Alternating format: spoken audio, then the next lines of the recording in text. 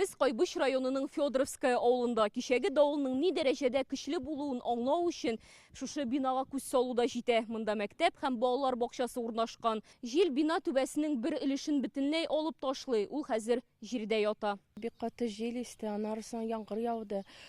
И тәрәзәдән караганда мәктәпнең түбәсен упал на землю. Это было очень сильно.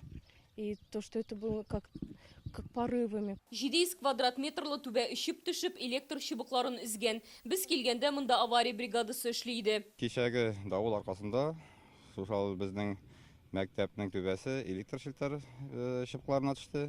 Алар изелеп мәктәп утыз калган иде. Бүгенге көндә менә без аларны төзәттек. Авылдагы халыкка аның зыяны булмады. Иртән хезмәткәрләр авыл халкы белән өмә оештырган. Ишек алдында таралып яткан токталарны, калай калдыкларны җыеп куйганнар. Зона, получается, вот соединяющая коридор с актовым залом, вот она больше всего пострадала.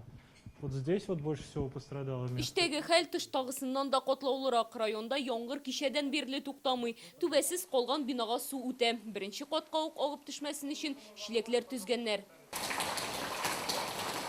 1 июньдә монда мәктәп яны лагере ачылган. Кичә давыл башланганда алар инде иләренә кайтып киткән була. Ут булмагач, бүген смена оештырмаганнар. С 1 июня у нас организовано 2 лагеря. Это 1 июньнән мәктәптә 2 лагерь оештырылган. Түбәне айырганда балалар мәктәптән кайтып киткән иде инде.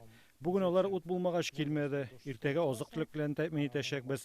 Мәктәпнең зыян килмәгән ягында лагерь эшен дәвам иттерәбез. Организовали круглосуточное дежурство, будем за этим всем наблюдать. Күргәнегезчә, садикка зыян килмәде. Барысы да тәртиптә. Балалар бакчасына зыян килмәгән. Давыл вакытында монда 15 бала була. Болытлар куера башлагач, аларны урамга чыгармаганнар. Бүген ут булмаганлыктан бакчага балаларны алып килмәскә кушканнар. Иртәгедән гадәттәгечә эшләргә җыйналар. Балалар бүген садикка килмәделәр ни өчен? Ут булмаган сәбәпле, потому что безнең плитәләр столовыйда электрическийлар, алар ут белән эшлиләр. Ут булмаганга бүген столовый эшләми, садик эшләми бүген. Иртәгә балалар садикка киләчәк, алар берсе көтеп торабыз аларны. Бүген авылга район башлыгы Альберт Рәхмәтуллин килгән, башкарма комитеты җитәкчесе, мәгариф бүлеге идарәче оешма вәкилләре дә монда була. Килгән зыянны исәпләп, алдагы 2 көндә смета төзеләчәк. Сметаны төзегәч инде суммасы билгеле була. Без инде республикада мөрәҗәгать итәчәкбез булышырга һәм инде оешмадан эшне тизрәк башлауны сораячакбыз.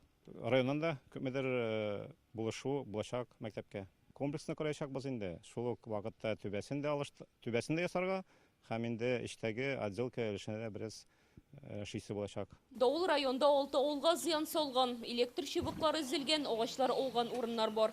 Кайбыш районыннан Алия Сабирова, Данил Филатов, Яңа Гасыр каналы.